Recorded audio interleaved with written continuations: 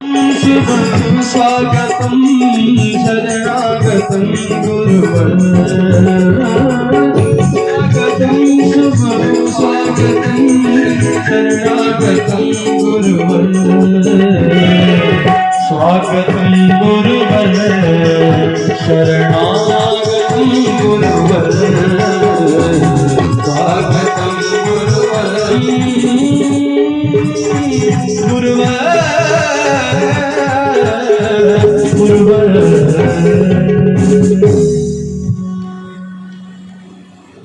श्री वृंदावन बिहारी लाल की परम भुजराज जी महाराज की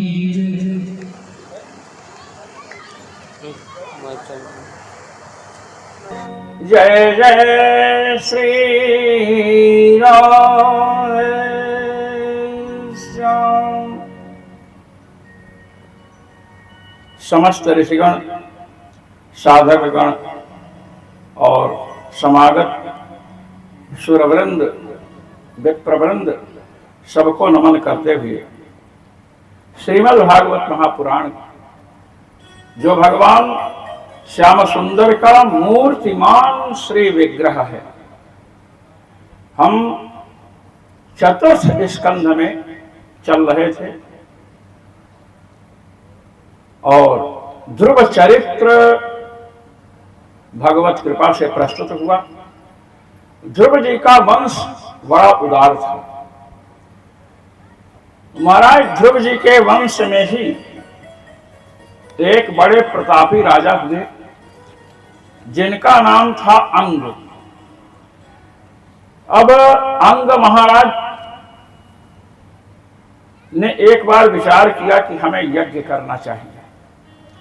महाराज विप्रों का आवाहन किया, ऋषि मुनि सब पधारे और जब यज्ञ आरंभ हुआ तो यज्ञ के दो रूप हैं। यज्ञ का निरूपण मीमांसा, पूर्व मीमांसा में बहुत अच्छा हुआ है। यागस्य रूपम द्रव्यम देवता चेति। यज्ञ के दो रूप हैं, द्रव्य और देवता। द्रव्य में जिसे आप हवि कहते हैं, साकल्य, और देवता जिनके लिए साकल्य को छोड़ते हैं। यज्ञ में बड़ी सावधानी की आवश्यकता है। यज्ञ से लाभ भी तुरंत मिलता है और यज्ञ से हानि भी तुरंत होती है। इसीलिए हमारे शास्त्रों में उद्घोष किया गया कि नास्ति यज्ञ समो रिपुः। यज्ञ के समान कोई दुश्मन भी नहीं है। महाराज हम लोग देखे नर्मदा तट पर शास्त्रों में मैं साधना कर रहा था और एक महाराज आए थे, उन्होंने यज्ञ करवाया। महाराज बड़े विरक्त थे, ब्रह्मचारी, वस्त्र नहीं पहनते थे, लंगोटी पर रहते थे। अब वहां यज्ञ में क्या हुआ कि जब आहुतियां पड़ने लगी तो पैंट शर्ट वाले पहुंच करके स्वाहा स्वाहा करने लगे। महाराज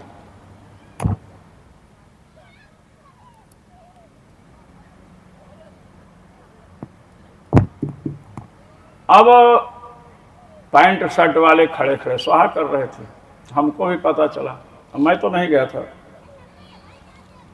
अंत में क्या हुआ कि यज्ञ पूर्ण हुआ और 3 महीना नहीं 1 महीने के अंदर महाराज को उस आश्रम से लोगों ने अपमानित करके भगाया। तो हमको तो पता चल गया था कि अपमानित करने वाले हैं, तो हमने जो हमारे पास आते थे उनसे कहा भी कि भाई महाराज से लोग न मिल पाए। तो एक व्यक्ति ने कहा कि नहीं महाराज कुछ नहीं, ये सब तो उड़ी उड़ाई बातें हैं, सुनी सुनाई बातें हैं। किंतु लोगों ने जब अपमान किया तो उसे भी कष्ट हुआ। 1 महीने के अंदर आश्रम में कई कमरों का निर्माण कराया था महाराज ने, और नवरात्र में महाराज उनके यहाँ दुर्गा सप्तशती का अनुष्ठान होता था। ब्राह्मणों को दक्षिणा देते थे तो गिनते नहीं थे, जितना हाथ में आया दे देते थे। बहुत सुंदर व्यवस्था। कहते हैं कि जब उग्र पाप होता है, अति उग्र पाप, तो अति उग्र पाप हो या अति उग्र माने प्रकृष्ट पुण्य हो, तो इसका फल भी उग्र पाप का फल, उग्र पाप में एक उग्र है, एक उग्रतर है, एक उग्रतम है। उग्र है तो 3 साल के अंदर उस पाप का फल मिलता है, उससे भी उग्र है तो महाराज 3 महीने में मिलेगा, और उससे भी उग्र है तो महाराज 45 दिन में, और बहुत उग्र है तो 3 दिन के अंदर फल मिलता है। त्रिभिर्वर्षैर् त्रिभिर्मासैः त्रिभिर्पक्षैर् त्रिभिर्दिनैः, ये निरूपण किया गया। तो 3 महीने के अंदर महाराज आश्रम छोड़ना पड़ा। अब ये दूसरी बात है कि जिन लोगों ने आश्रम छुड़ाया था 6 महीने के अंदर एक का तो लड़का मर गया और एक महाशय की पत्नी मर गई। पत्नी तो बूढ़ी थी किंतु लड़के का एक्सीडेंट हुआ। तो अपराध का फल चाहे साधु महात्मा हो चाहे गृहस्थ हो महाराज सबको मिलता है। अपराध का फल बच्चों को कम मिलता है, जो बालक है ना इनको कम मिलता है। तो महाराज क्योंकि अज्ञानी होते हैं, इनको पता ही नहीं क्या करना चाहिए, किंतु जो जितना समझदार है जितना ज्ञानी है वही पाप शूद्र कर दे तो कम दंड है, वैश्य कर दे तो अधिक दंड है, और क्षत्रिय कर दे तो और अधिक दंड है, और ब्राह्मण कर दे तो महादंड है। अब यह है कि ब्राह्मण का रक्त नहीं गिरना चाहिए, ब्राह्मण के धन संपत्ति लेकर नगर से बाहर निकाल दो, ये सबसे बड़ा दंड है ब्राह्मण का। तो महाराज चर्चा चल रही है कि यज्ञ के समान कोई दुश्मन नहीं, इसलिए यज्ञ में जो विद्वान आते हैं, भाई यजमान को क्या पता, सामग्री की व्यवस्था कर दिया, नाश्ता पानी की व्यवस्था कर दिया, बेचारा पूजन में भी बैठा है। अब पंडित जी कहीं का मंत्र कहीं जोड़ रहे हैं, या जल्दी जल्दी एक तंत्र पूजा, समय नहीं होता है तो एक तंत्र पूजा होती है, अब समय भी है तो एक तंत्र पूजा एक साथ है सब मिला करके समर्पित करवा दो, अथवा अशुद्ध मंत्र का उच्चारण किया, आहुतियों में कमी कर दी। अब आप समझिए 3 किलो बादाम आया, किशमिश आई, अब उसमें से कुछ निकाल के रख ली, हाँ सामग्री को निकाल लिया किसी ने, किसी विद्वान ने, विद्वान की बात मैं कर रहा हूं। अब कहें विद्वान कैसे निकालेगा, तो रावण नहीं विद्वान था, रावण विद्वान था ना, सामग्री क्या होता तो दूसरों की पत्नियों को लेकर के चला जाता था। अब यज्ञ में जो गड़बड़ी विद्वानों के द्वारा होती है महाराज, जो विद्वान हो सुन लें, यज्ञ में जो गड़बड़ी विद्वान ब्राह्मणों के द्वारा होती है, जब ये मरते हैं ना तो मरने के बाद ये ब्रह्म राक्षस बनते हैं, ब्रह्म राक्षस बनते हैं, और ब्रह्म राक्षस बनने के बाद यज्ञ में जाकर विघ्न करते हैं। श्री दशरथ जी महाराज जब श्री वशिष्ठ जी के पास पहुंचे तो कहे कि गुरुदेव यज्ञ में बड़ी सावधानी चाहिए। वशिष्ठ जी ने कहा क्यों? अरे कहे कि ब्रह्म राक्षस बड़े दुष्ट होते हैं। छिद्राणि मृगयन्ते ते विद्वांसो ब्रह्म राक्षसा। विद्वान कहा, ब्रह्म राक्षस विद्वान होते हैं, ये छिद्रान्वेषण करते हैं। अब पहले के तो ब्राह्मण हैं, यज्ञ इत्यादि की विधि तो जानते ही हैं। देखे पंडित ने जहां गड़बड़ी किया वहीं घुस जाते हैं और यज्ञ को तहस नहस कर देते हैं, यज्ञ देवताओं का भाग ग्रहण कर लेते हैं महाराज। अब जो श्लोक मैंने अभी बोला, इस पर श्री गोविंद राज जी महाराज ने टीका करते हुए भूषण टीका में बताया है कि ये ब्राह्मण ब्रह्म राक्षस बनते हैं, यज्ञ के पंडित जो यज्ञ में विधि का उल्लंघन करते हैं। अब इनको तो सब मालूम है महाराज, तो मरने के बाद ज्ञान बढ़ता नहीं है, जो पहले का है वो रहता है।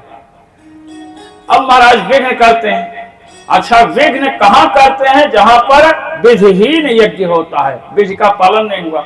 रक्षोघ्न सूक्त राक्षसों को भगाने के लिए महाराज, रक्षोघ्न सूक्त से दिग्बंधन करने के बाद भी राक्षस पहुंचते हैं। हम लोग काशी में थे और एक मासेष्टि, 1 महीने का यज्ञ चल रहा था। तो हमारे गुरुजी कहे चलो यज्ञ देख लो। हमने कहा यज्ञ देखने की क्या आवश्यकता है, आप तो पढ़ा ही रहे हमको। कहे नहीं, कर्म कांड देखने से आता है।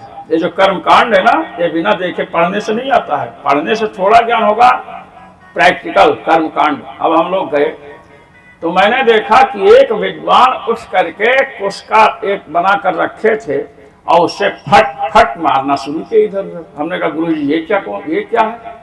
कहे राक्षसों का प्रवेश हो चुका है, यज्ञ स्थल में राक्षस प्रविष्ट हो चुके हैं। तो हमने कहा आपको नहीं दिख रहे, हमको नहीं दिख रहे, पंडित जी कैसे मार रहे हैं, इनको क्यों देख रहे हैं? अरे कहे दिखेंगे क्यों? जब विघ्न शुरू होता है महाराज, तब अनुमान होता है कि कोई कर रहा है गड़बड़। ये आप समझ लीजिए। अपूज्य की पूजा करने से विघ्न होते हैं और पूज्य की पूजा न करने से विघ्न होते हैं। ये आप समझ लीजिए। तो अपूज्य की पूजा मत कीजिए और जो पूज्य है उसकी पूजा छोड़िए मत। तो हमने कहा कि रक्षोघ्न सूक्त से दिग्बंधन के बाद राक्षस आ जाते हैं। कि हाँ, वो भी तो विद्वान है, पहले दिग्बंधन यज्ञ में करते थे, दिग्बंधन को काटने का अपना उपाय सोचते हैं। तो महाराज, विधिहीनस्य यज्ञस्य सद्यः कर्ता विनश्यति। जो विधिहीन यज्ञ होता है उसको करने वाला नष्ट हो जाता है। इसलिए ब्राह्मणों पर महाराज बड़ा दायित्व है। गुरुकुल में जाकर के पढ़ें। गुरुकुल में गुरुमाता भी डांटती रहती है, गुरुजी भी डांटते रहते हैं कि किसी प्रकार इसमें सुधार हो। और गुरु के पास हम लोग अयोध्या में पढ़ते थे तो हमारे गुरुजी जो हैं गोरखपुर के थे, बड़े भारी विद्वान श्री राम लखन पाठक गुरुजी, उन्हें कोटि कोटि नमन है। तो महाराज गुरुजी ने एक दिन हमसे कहा कि एक ऐसा स्थान है जहां पर आपको प्रतिष्ठा मिली तो संसार में कहीं भी प्रतिष्ठा नहीं मिलेगी, और यदि उस स्थान पर आपका अपमान हो रहा है प्रतिदिन तो संसार में सब दिन आपको प्रतिष्ठा मिलेगी। एकत्र प्रतिष्ठा सर्वत्र अप्रतिष्ठा, एकत्र अप्रतिष्ठा सर्वत्र प्रतिष्ठा। हमने कहा गुरुजी बताइए। कहे गुरु के समीप यदि आपको प्रतिष्ठा मिलनी शुरू हो गई, गलती करें गुरुजी कुछ नहीं बोल रहे हैं, कुछ नहीं आ रहा है, कुछ डांट डपट नहीं रहे हैं, प्रतिष्ठा मिल रही ना, जहां जाएंगे कहेंगे कहां से मूर्ख आया है पंडित, यही कहते हैं लोग। और थोड़ी गड़बड़ी हुई और चट से थप्पड़ पड़ गया। तो मेरे पास सब लोग बैठे थे, ये लोग भी थे। वो हार्दिकवा जो है हार्दिक बैठा था तो गुरु माता ने उसको एक थप्पड़ चटाक से मारा। हमने कहा क्यों मारा? कहीं महाराज दुष्टता कर रहा है बैठा हुआ। अब उन्होंने समझ लिया दुष्टता कर रहा है हम लोग तो अब इस प्रकार। लेकिन ये मारपीट बच्चों को जब महाराज 16 वर्ष का हो जाए तो नहीं मारना चाहिए, शास्त्रों ने निषेध कर रखा है। प्राप्ते 16 वर्ष से, जब 16 वर्ष का हो जाए तो मित्र के समान समझाइए उसको, मारते रहोगे किसी ने हाथ पकड़ लेगा, समझ रहे ना? हाँ। तो महाराज यदि गुरुकुल में अपने से बड़ों के समीप यदि बहुत प्रतिष्ठा मिल रही है, प्रतिष्ठा मतलब कि गलती कर रहे हैं और रोका नहीं जा रहा है, तो जहां भी जाएंगे वहां पर अपमान होगा। थोड़ी गलती हुई, माँ ने डांट दिया, पिता ने डांट दिया, डांटा, अब आदत सुधर गई। कहते हैं अखाड़े का लतमरुआ भी बाहर का पहलवान माना जाता है। तो गुरुकुल में अपने से बड़ों के समीप जो डांट डपट पाता है उसमें सुधार होता है, और जब कहीं जाता है तो सब सम्मान करते हैं। तब उसे समझ में आता है कि पिताजी, माताजी, गुरुजी डांट करके हमको योग्य बनाए हैं। ये है महाराज। इसलिए अपने से बड़ों के साथ रहना चाहिए। कहीं कोई गड़बड़ी होगी तो बताएंगे। हम लोग तो कहीं कोई पात्र गड़बड़ हो तो 10 बार दौड़ाते हैं, जाओ जाओ, पूछते हैं किसने धोया किसने मांजा।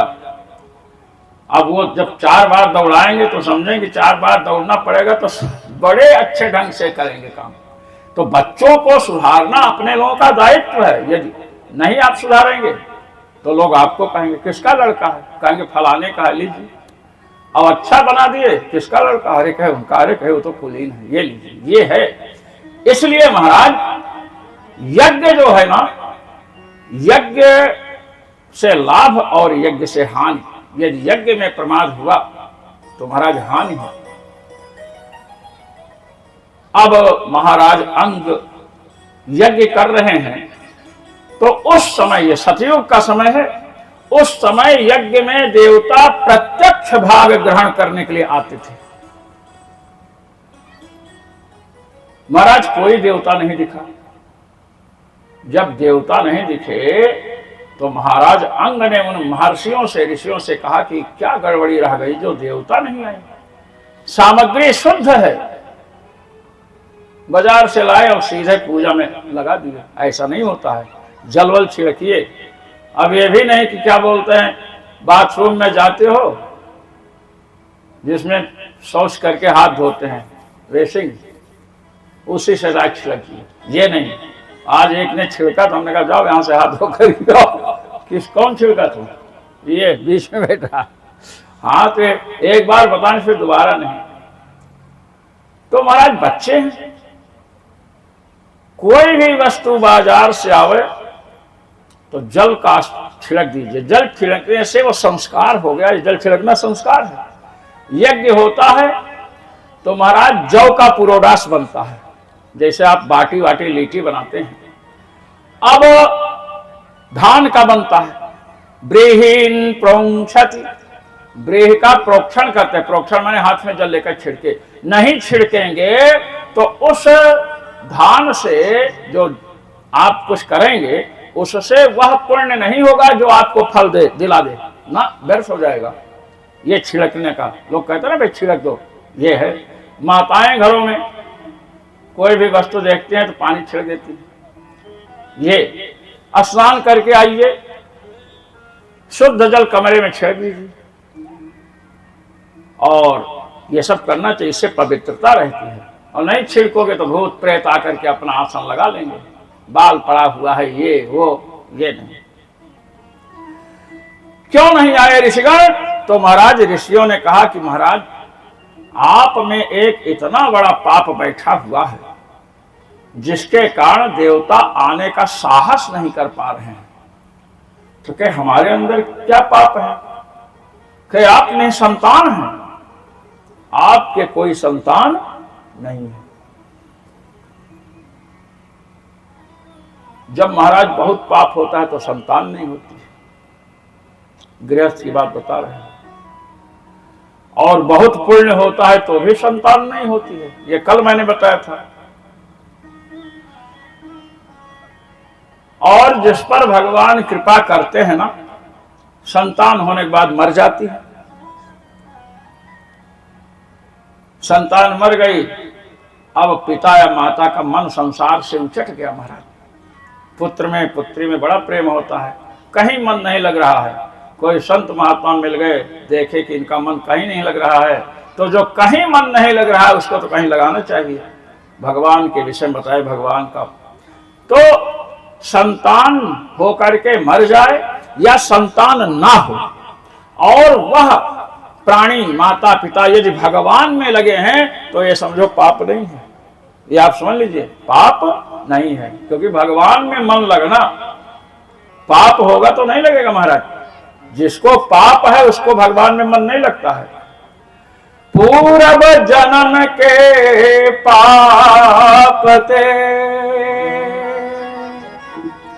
हरि चर्चा न सुहाय, जैसे ज्वर के वेगते भूख मंद हई जाए। जब बुखार खूब रहता तो भूख नहीं लगती है, तो जैसे बुखार से भूख रुक जाती है, वैसे जब प्रबल पाप होगा तो महाराज भगवान की चर्चा कोई कर दे तो उच्चाटन होने लगेगा, मन खिन्न हो जाएगा, और भगवान की पूजा, भगवान का भजन, ये तो बहुत दूर की बात है। इसलिए जिसके जीवन में संतान नहीं है और भगवान की तरफ लगा है, समझो भगवान की कृपा है। तुकाराम जी थे, तुकाराम जी की पत्नी बड़ी लड़ाकू थी, मतलब सुबह सो करके उठे तो कमर कस के तैयार रहे, जैसे अखाड़े में लोग तैयार रहते हैं। और एक कुछ दूर थे भक्त थे, उनकी पत्नी बड़ी सुशीला थी। अब दोनों एक दिन मिल गए, हाल चाल पूछे, कहे भाई, तुकाराम जी ने पूछा क्या हाल चाल है? अरे कहे भगवान की बड़ी कृपा है हमारे ऊपर, इतनी सुशील पत्नी दिया कि हम सब कुछ सामग्री सजा देती है, पूरा ध्यान रखती है, हम तो भजन साधन करते रहते हैं। तुकाराम जी से कहे आपकी, कहे हमारे ऊपर भी भगवान की बड़ी कृपा है। कहे आपकी पत्नी कैसी है? कहे कि बड़ी लड़ाकू है, लड़ने का अवसर खोजती है, मौका। कहे तो भगवान की कृपा कैसे है? अरे कहे सुंदरी बहुत है, पत्नी क्या है, बड़ी सुंदर है, अगर दिन भर लड़ती नहीं तो मेरी आसक्ति हो जाती, जप करने बैठते तो उसी का ध्यान आता, बड़ा सुंदर जप होता है। ये भगवान ने जिस परिस्थिति में हमको रखा है उसमें हम भगवान की कृपा का अनुभव करें, ये है भक्तों। तो महाराज अंग महाराज को बता रहे हैं कि आपके पाप है इसलिए संतान नहीं हो रही। क्यों? क्योंकि जब संतान नहीं होगी, आप राजा हो तो राज्य संभालेगा कौन आगे भविष्य में? तो उन्होंने कहा तो क्या करें? कहे कि आपको यज्ञ करना चाहिए, दूसरा यज्ञ। कहे कि तो ठीक है। अब एक यज्ञ किया महाराज, पुत्र के प्रतिबंधक जो पाप है उनको पुत्रेष्टि यज्ञ से दूर करते हैं। अश्वमेध भी किए, पुत्रेष्टि किए। तो जब पुत्रेष्टि यज्ञ किए तो महाराज यज्ञ कुंड से, जैसे दशरथ जी महाराज के यज्ञ कुंड से एक पुरुष प्रकट हुआ था, वैसे एक पुरुष प्रकट हुआ खीर लिए हुए। अच्छा, खीरें लेकर के प्रकट होते हैं, हलवा लेकर कोई प्रकट नहीं होता है। क्योंकि गर्भाधान संस्कार जब होता है तो उसके पहले खीर खाने का विधान है। पहले लोग बड़े अच्छे अच्छे संतानें होती थी, आजकल नहीं हो रही। माता पिता को ही देखो, आप धुंधकारी की कथा सुने ना, पिता और माता को, माता तो आत्महत्या कर ली। तो जब सुंदर संतान चाहें तो उसके लिए उपासना करनी पड़ती है। गर्भाधान जो संस्कार है ना, गर्भाधान संस्कार करने के पहले दिन महाराज उपासना करनी पड़ती है भगवान की।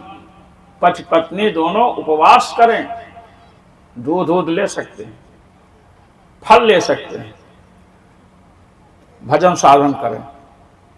और दूसरा दिन जब आया तो उस दिन भगवान की अनेक प्रकार की षोडशोपचार पूजा करें, किसी विद्वान को बुला करके, और महाराज बढ़िया खीर बनाएं, काजू किशमिश जो भी मटेरियल शक्तिशाली होता है उसे दें, और उस खीर को खाएं।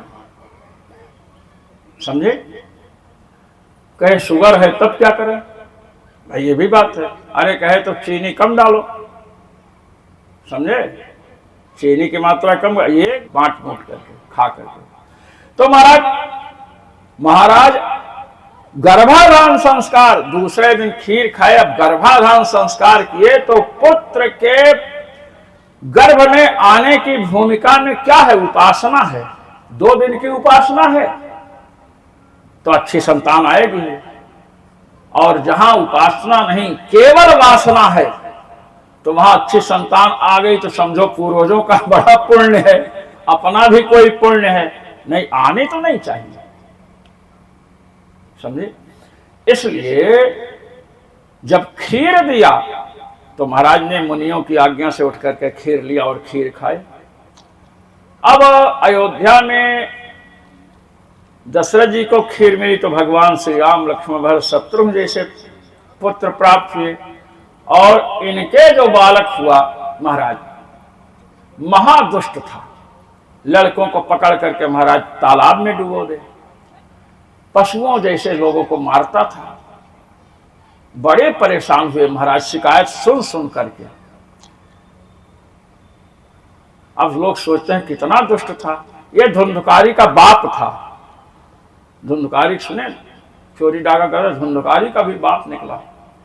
महाराज अंग ने सोचा कि ऐसी संतान से तो निसंतान ही हम थे, ठीक था, अब यहां नहीं रहना चाहिए। महाराज रात को ही घर छोड़ करके, राज्य छोड़ करके निकल गए। लोगों ने खोजा, मिले नहीं महाराज।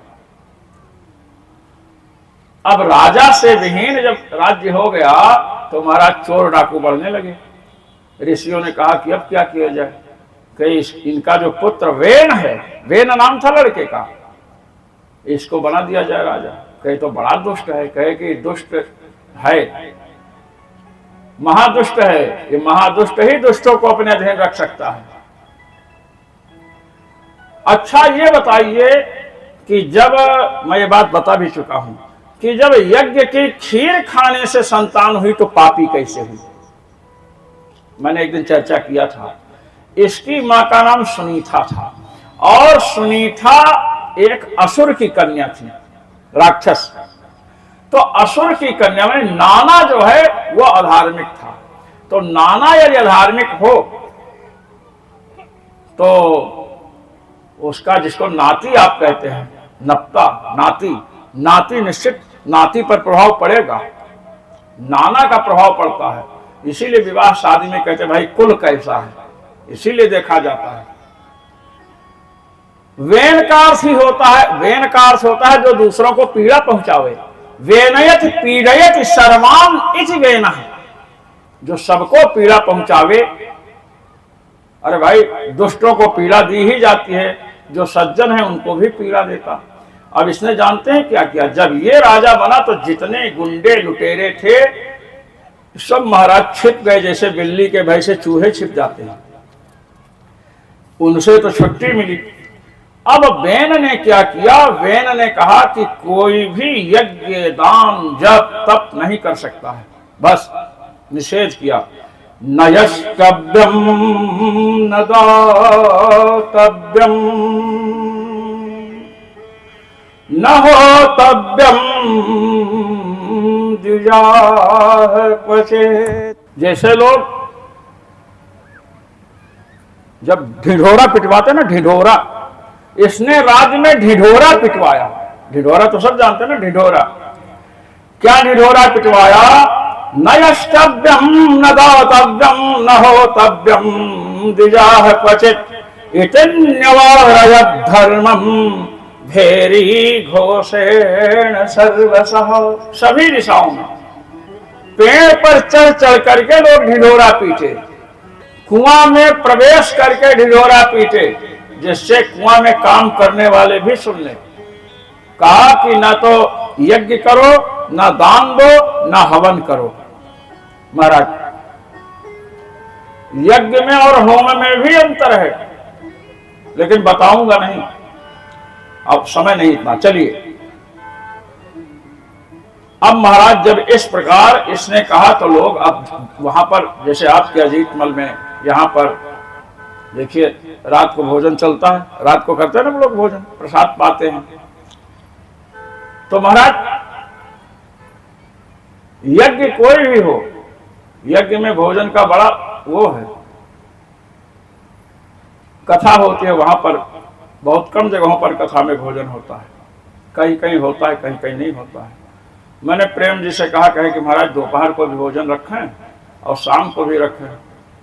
तो हमने कहा कथा को बिगाड़ना चाहते हैं क्या, कहे कैसे। अरे हमने कहा ऐसा करेंगे तो भोजन करके चले जाएंगे लोग। मैंने इनसे कहा भोजन करके टरक जाएंगे, या भोजन के समय आएंगे तो कथा, अब वो कथा, अब लोग तो कथा सुनने आ रहे हैं, कथा सुनने आते हैं, जैसे प्रसाद दिया जाता है।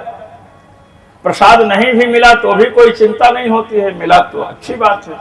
तो आते हैं कथा सुनते हैं। ये चुन्नू मुन्नू जो छोटे छोटे बच्चे बैठे हैं, ये कथा भी सुनते हैं, ताली बजाते हैं महाराज, कीर्तन, ये जब कुछ होता है आरती में बड़े प्रेम से। मैं सोचता हूँ कि हम लोग जब इतने बड़े थे तो ये सब नहीं करते थे, महादुष्ट थे, समझ है ना। और जो महादुष्ट होता है वही महाविद्वान भी बनता है, यह समझ लीजिए। बच्चे जो है ना इस अवस्था में, अब बड़े बूढ़े कहते बड़े दुष्ट है लड़के, अरे क्या दुष्ट है, आप थे उस अवस्था में तो आप भी तो यही करते थे, हो सकता है इससे अधिक करते हो। ये सब बालक बड़े अच्छे हैं, सबको नमन है। तो महाराज जब सबको रोक दिया तो दान पुण्य यज्ञ हवन सब रुक गया। ब्राह्मण भी, जो अग्निहोत्र, ब्राह्मणों के लिए अग्निहोत्र है महाराज, प्रतिदिन अग्निहोत्र, अब अग्निहोत्र को रुकवा दिया। अब महाराज सब लोग ऋषियों के समीप गए और ऋषियों से कहे कि देखिए आप लोगों ने ऐसे को राजा बना दिया कि धर्म कर्म से हाथ धो बैठे हम लोग। कहे क्या हुआ, कहे रोकता है, कहे चलते हैं समझाते हैं। कोई दुष्टता करे तो पहले क्या करना चाहिए, समझाना चाहिए, नहीं पहले ही सिर तोड़ डाले, नहीं पहले समझाइए।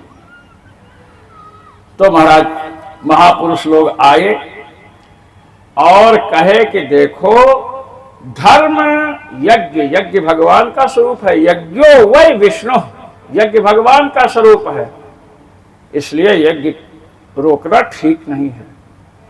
तब वेन कहता है कि अच्छा यज्ञ विष्णु का स्वरूप है, कहे हाँ, कहे विष्णु कोई दूसरा नहीं, अहम विष्णु, मैं ही विष्णु हूं, मैं ही ब्रह्मा, मैं ही रुद्र, मैं ही इंद्र। तुम लोग जंगल में तपस्या करते हो, कोई लाभ नहीं, सब मेरी सेवा में लग जाओ, और नहीं लगोगे तो तुमको भी दंडित करेंगे। तो राज्य में जो वन है वो भी तो मेरे राज्य की सीमा के अंतर्गत है। ऋषियों ने कहा कि ये बड़ा दुष्ट है भाई। तो एक ऋषि ने कहा कि अब समझावन दास का प्रयोग करना पड़ेगा। समझावन दास कहे कि मतलब आप डंडे से मारेंगे, कहे नहीं, डंडे से मारना, दंड से मारना तो सामान्य बात है, हम तो ब्रह्म दंड का प्रयोग करेंगे। ब्राह्मण की वाणी ही ब्रह्म दंड है महाराज, साप देता है। कहते हैं हन्यताम हन्यतामेष पापः प्रकृति दारुणः जीवन जगदसावासु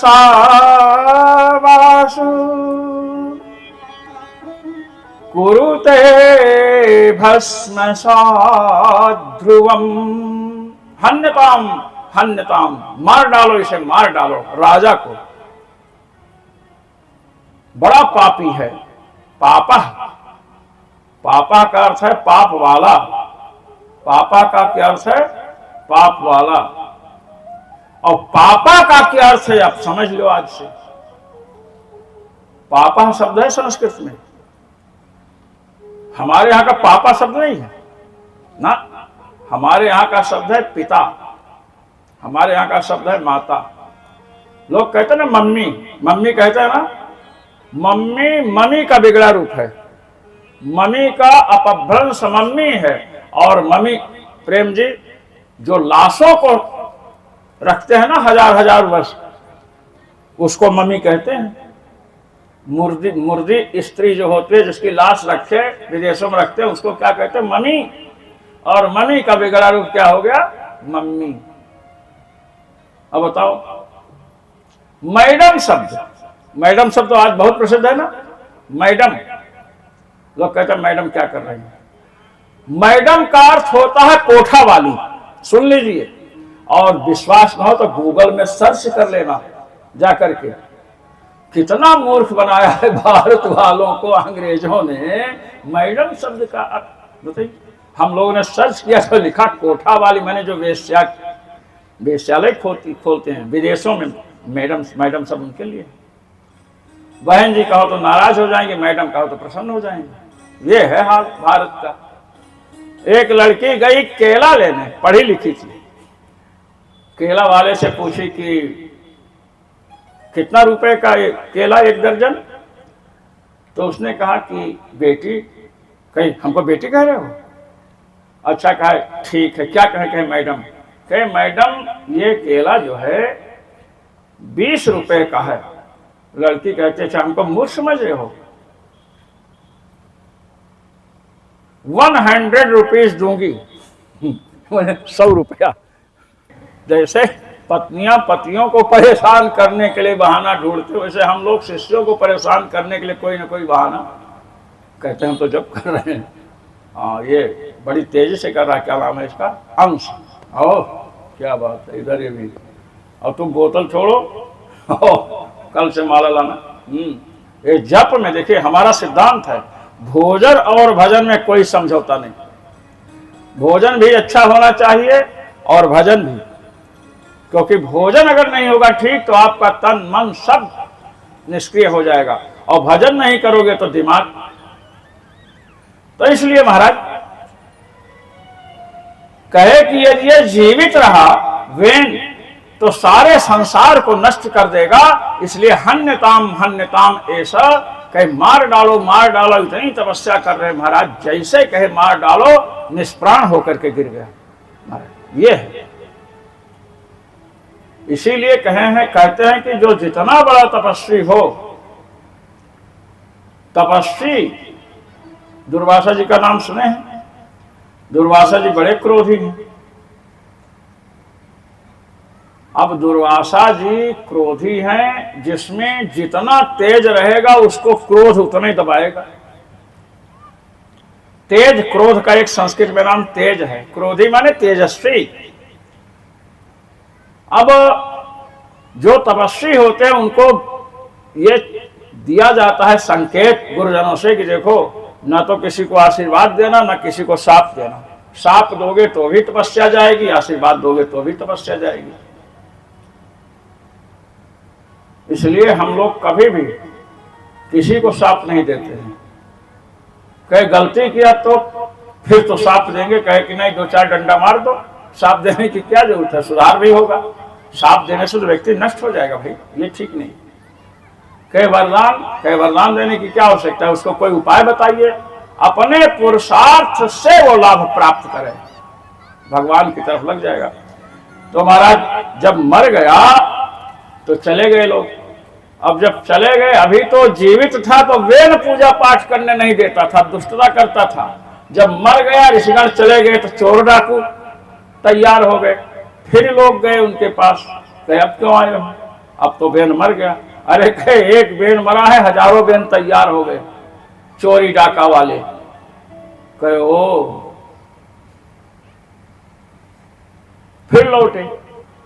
अब सुनीता ने क्या किया कि वेन के 100 को तेल में रखा था, लौट करके आए। अब ऋषिगण बड़े वैज्ञानिक थे। ये लोग कहते आज ही विज्ञान है, विज्ञान आज से उन्नत विज्ञान हमारे यहाँ का था। प्लेन इत्यादि आज निर्माण हुआ है, हमारे यहाँ पहले से विमानों की चर्चा है। मिसाइल, बम, परमाणु बम, हमारे यहाँ ब्रह्मास्त्र, जहां ब्रह्मास्त्र का प्रयोग हो महाराज 12 वर्ष तक वहां पर वर्षा नहीं होती थी। और आज की मिसाइल है कि छोड़ दोगे, जो रास्ते में पड़ेगा वही नष्ट होगा। और हमारे अस्त्र ऐसे थे कि छोड़ोगे जिसके लिए उसी को मारेगा, बीच में कोई आ गया तो रुक जाएगा, ये ब्रह्मास्त्र। और जहां जहां वो भगेगा वहां वहां पीछे जाएगा, ये है। उनमें मंत्रों का प्रयोग होता था। आज के अस्त्र में मंत्र नहीं है, केवल यंत्र है। यंत्र तो वो भी थे, बाण थे, यंत्र ही तो है वो। यंत्र के साथ मंत्र होना चाहिए।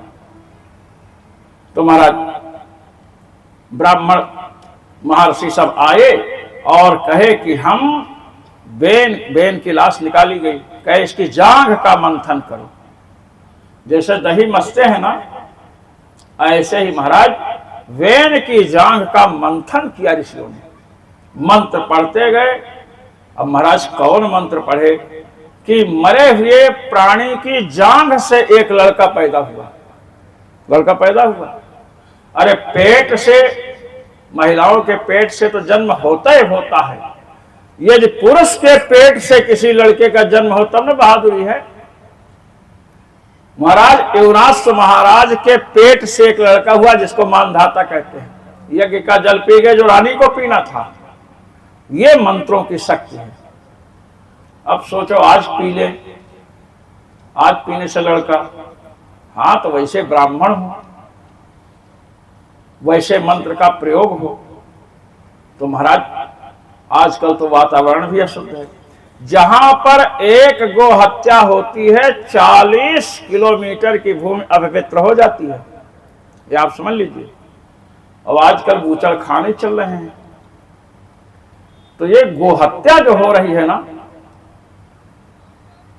ये अध्यात्म को माने धर्म को नष्ट करने का सबसे बड़ा वो है।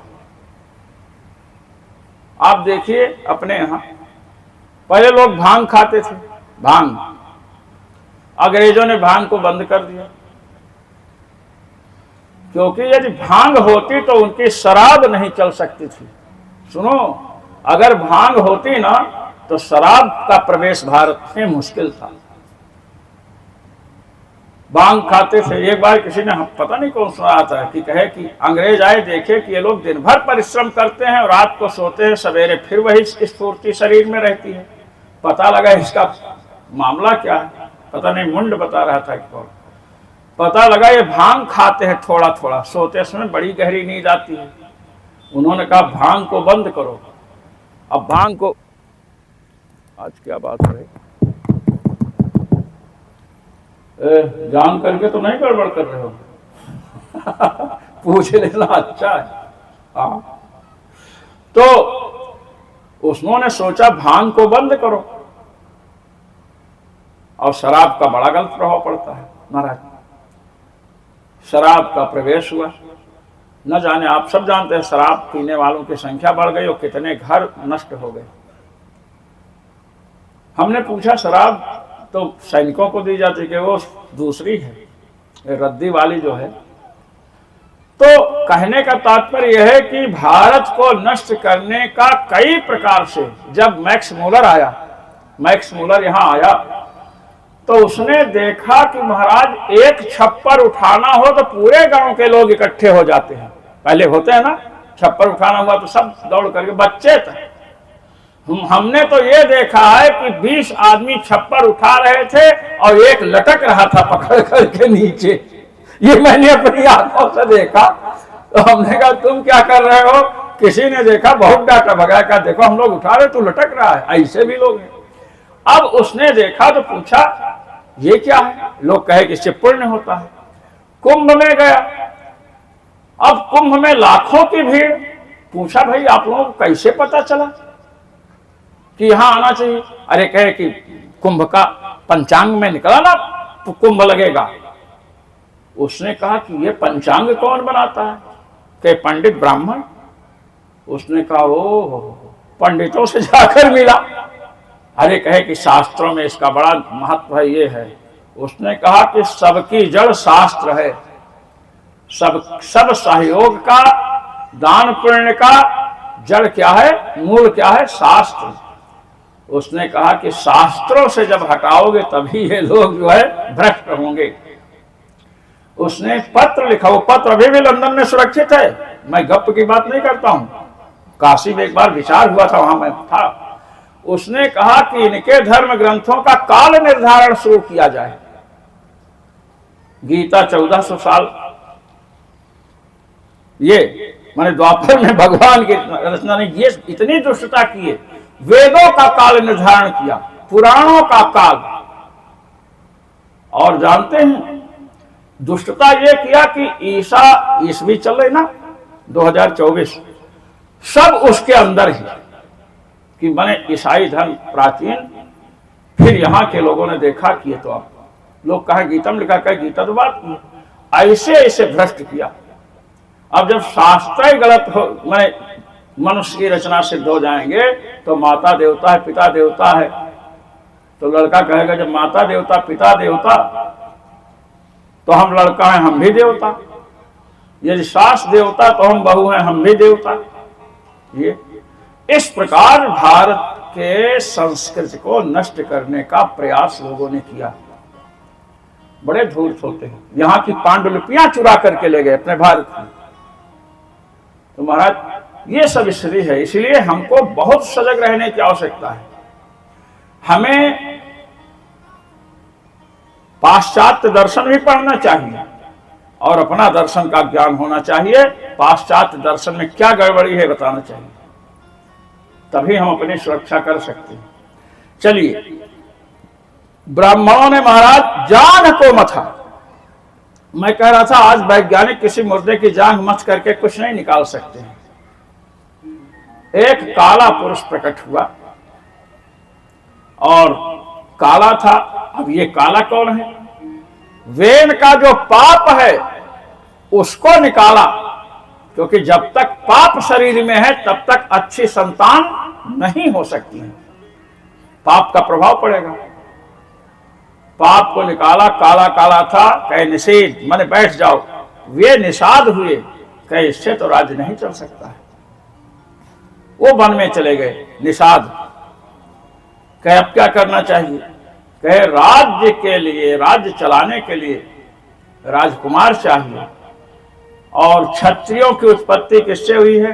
बाहु राजन्य कृता। क्षत्रियों की उत्पत्ति भुजा से, के भुजा का मंथन करना चाहिए। दाहिनी भुजा का मंथन किया महाराज, और दाहिनी भुजा का मंथन किया तो 2 संतानें हुई, जुड़वा। बाहुभ्याम मध्यमानाभ्याम मिथुनम समपाद्यता। दोनों भुजाएं मची गई हैं, ये भी भुजा और ये भी भुजा। देखिए, दोनों भुजाओं को जब मथे तो महाराज दाहिनी भुजा से एक पुत्र उत्पन्न हुआ और बाई भुजा से एक पुत्री। जो पुत्र उत्पन्न हुआ ये भगवान के अवतार है, इनका नाम पृथु रखा गया। और जो बाई भुजा से उत्पन्न हुई इनका नाम अर्षि है, श्री लक्ष्मी जी के अवतार स्वरूपा है। बोलिए श्री पृथु जी महाराज की जय। पृथु जी के कारण इस धरती का नाम पृथ्वी है, ये आप समझिए। जिस समय पृथु जी हुए उस समय धरती बड़ी उबड़ खाबड़ थी। पृथु जी ने महाराज धरती को बहुत समतल किया, लोगों के रहने के योग्य बनाया, नगरों को बसाया। नहीं तो लोग कोई वन में रहें, कोई किसी प्रकार से। इसीलिए पृथोरियम पृथ्वी अब समतल किया। जब पृथु जी प्रकट हुए तो महाराज बड़ी स्तुति ऋषियों ने की। जिन्होंने मंथन करके प्रकट किया वही स्तुति करने लगे और महाराज तुरंत बढ़ गए, प्रकट होते ही बढ़े।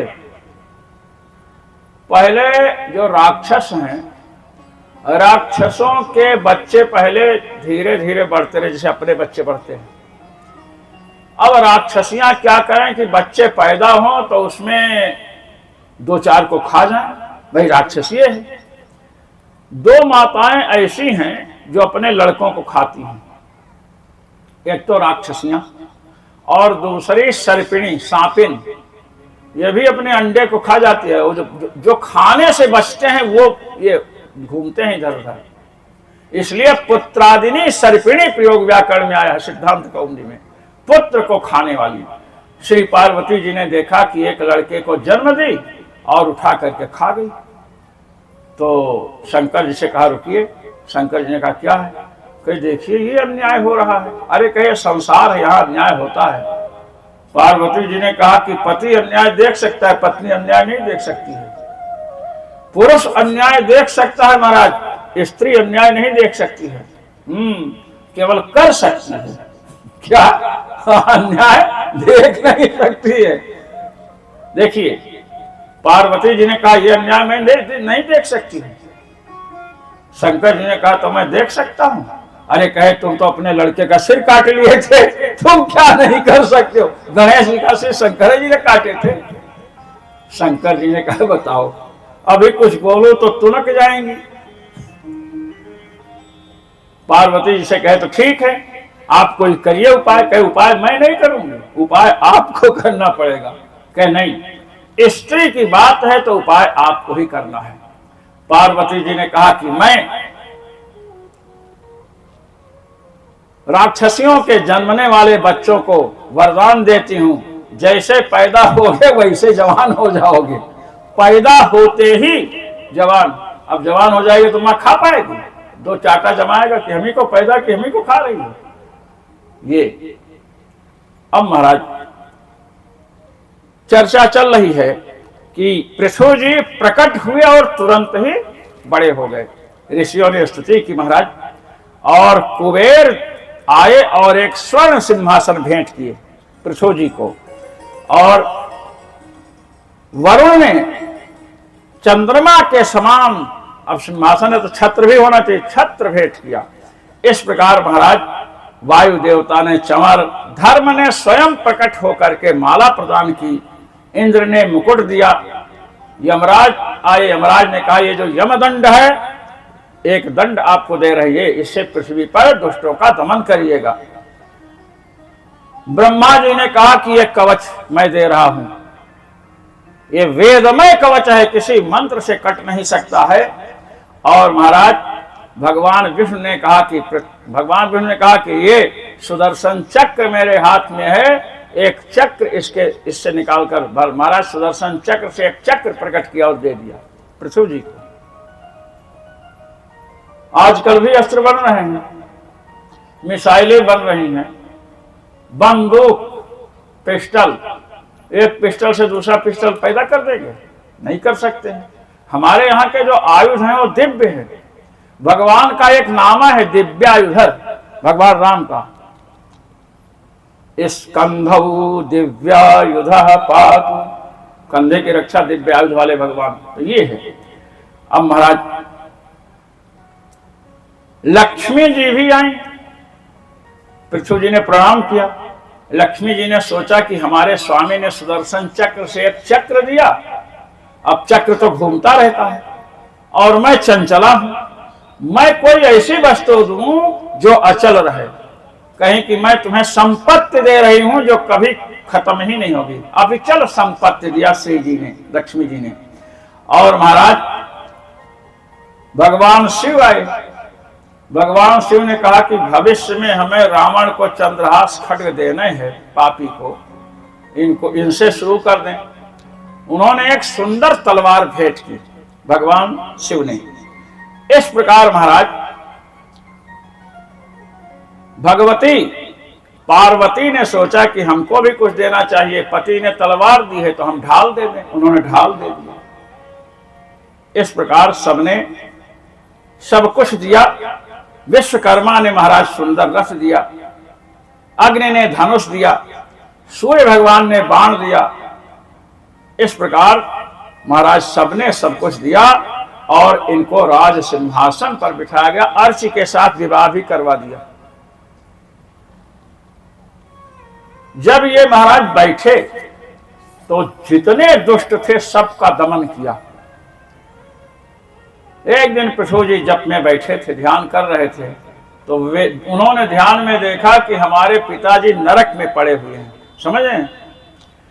माता पिता के लिए अलग से नरक की व्यवस्था है, ये सुन लो आप लोग।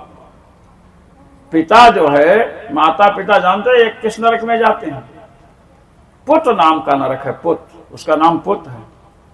वो विशेष आरक्षण माता पिता के लिए होता है, माता हो या पिता हो। अब मतलब कौन माता पिता जाते हैं? जो पाप करते हैं। ये मत समझ लेना कि आप सबको भी जाना है, नहीं। अब तो कथा सुन रहे हो, थोड़ा जाना पड़ेगा। अब तक जितने पाप हुए उनका फल तो उसका माने उन पापों को कथा नष्ट कर देगी। ये ध्यान देकर सुनिए, अब तक जो पाप हुए उनको कथा नष्ट कर देगी। अब आगे पाप ना करने के लिए आपको सावधान रहना पड़ेगा, समझे कि नहीं? अब आगे पाप करो तो फिर कथा सुनो, समझे कि नहीं? हम सुनाते रहेंगे, लेकिन अगर पता चला कि जान करके पाप करते हैं तो कभी नहीं सुना सकते। भाई जानकर पाप करने वाले के लिए कथा थोड़ा है। गंगा जी में आप जाएं, पैर में विष्ठा लग गई, धो देंगी। अब बार बार विष्ठा लगा करके गंगा जी में धोएंगे तो गंगा जी का अपमान है। ये भगवान का नाम जपने से पाप नष्ट होता है। अब पाप करते रहो कि हम भगवान के नाम से नष्ट कर देंगे, नामा अपराध है महाराज। तो अपराध से बचना चाहिए। जब इन्होंने देखा, मतलब पिता और माता अगर पाप करते हैं तो किस नरक में जाते? पुत्र नाम के नरक में जाते। उसका नाम है पुत्र, ता आधा है। और उस नरक से जो रक्षा करे उसे पुत्र कहते हैं। हाँ, ये लड़का, कई लड़के हैं, लड़के में दिन भर लड़ा करे माता पिता से। पुत्र, पुत्र नाम पुतः पुत्र नाम कात नरकात त्रायते रक्षति इति पुत्र। पुत्र कहलाने के सब अधिकारी नहीं है। हाँ, अब कहो कि हम रक्षा करेंगे, जीते जी पानी पीने के नहीं दोगे तो रक्षा क्या करोगे? माता पिता की सेवा जब तक, ये समझ लिए कि माता पिता जीवन भर नहीं रहेंगे आपके, जब तक हैं तब तक पुत्र या पुत्री जो भी हो, माता पिता का बहुत ध्यान रखना चाहिए, उनकी सेवा करनी चाहिए। और यदि आप सेवा करोगे तो आपके बच्चे होंगे, वो आपकी सेवा करेंगे। अब आप सेवा नहीं करोगे तो वो भी नहीं करेंगे। तो ये है माता पिता का। अब माता पिता की सेवा, मान लो किसी कोई लड़का है सीतापुर में, उसके पिता बीमार हों, अब उनको 10-10, 5-5 मिनट पर सेवा की आवश्यकता है। अब वो सोचे हम कथा कैसे सुने? अब बिल्कुल मत सुनिए, पिता की सेवा कीजिए, समझे कि नहीं? पिता की सेवा कीजिए। कथाएं बहुत सुनने को मिल जाएंगी। अगर पिता की सेवा रही थी और कहीं चले गए तो पहले तो मैंने पूरे इलाके में लोग कहेंगे कि बड़ा दुष्ट है, इसके कारण पिता मर गए। और पिता की सेवा न करने का जो उनको कष्ट होगा, उसका अपराध अलग भोगना पड़ेगा। पिता की सेवा सर्वोपरि है। माता की सेवा, आशीर्वाद देंगे महाराज, मुंह से बोले ना बोले, हृदय प्रसन्न हुआ तो समझो आशीर्वाद मिल गया। तो देखा कि वे नरक में पड़े हुए हैं पिताजी, तब इन्होंने दान पुण्य यज्ञ आदि करना शुरू किया महाराज, और वेन का उद्धार किया। महाराज 100वां यज्ञ चल रहा था। 100 यज्ञ करने के बाद इंद्र बन जाते हैं। 100 यज्ञ किए तो देवराज इंद्र का पद मिल जाता है। 100वां यज्ञ चल रहा था महाराज, इंद्र ने बड़ा विघ्न किया। पृथु जी ने सोचा कि इंद्र को दंडित करें। भगवान यज्ञशाला में प्रकट हो गए। कहे क्या करने जा रहे हो?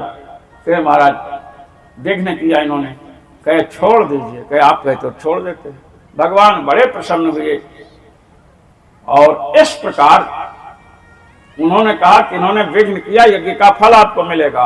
पृथु जी ने कहा जब आप ही मिल गए तो फिर यज्ञ का फल अलग से क्या चाहिए?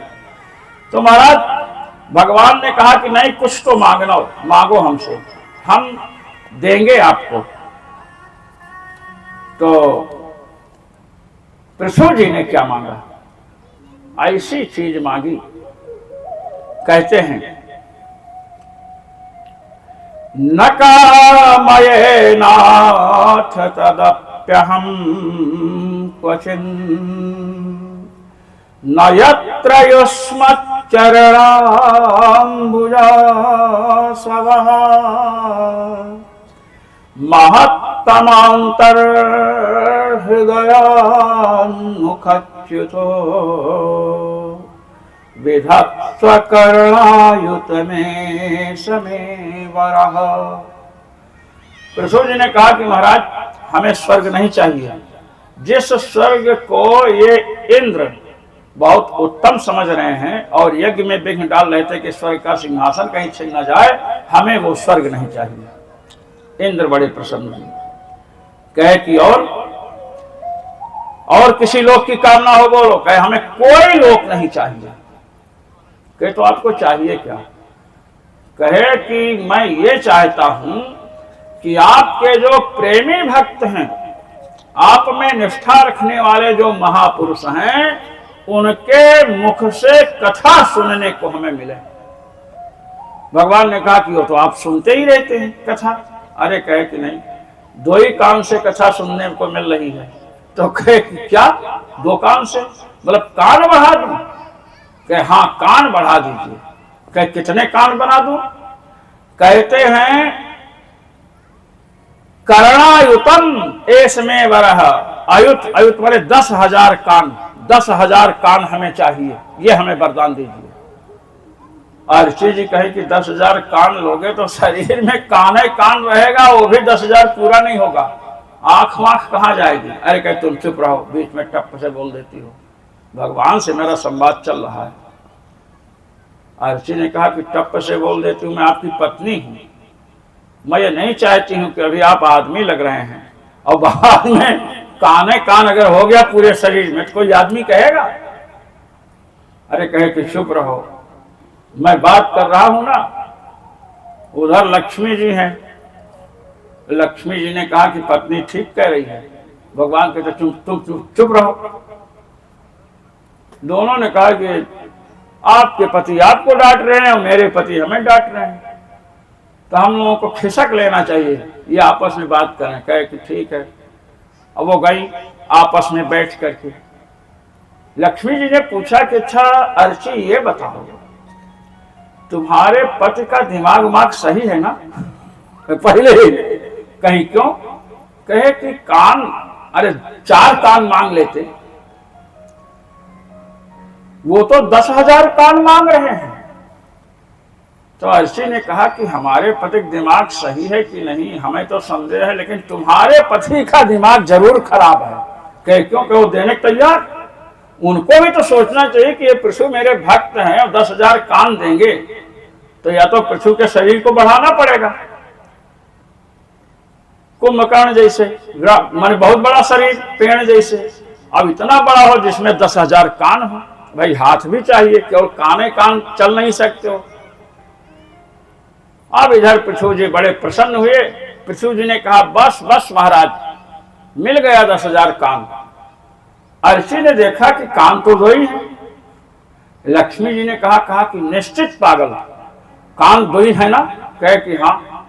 कहे वो आपके पति भी कह रहे हैं कि हाँ 10,000 हो गया। कहे कि पति पागल हो गए हैं आपके और हमारे। कहे चलो अब पागल पति को कौन संभालेगा, पत्नी ही तो संभालेगी। पहुंची,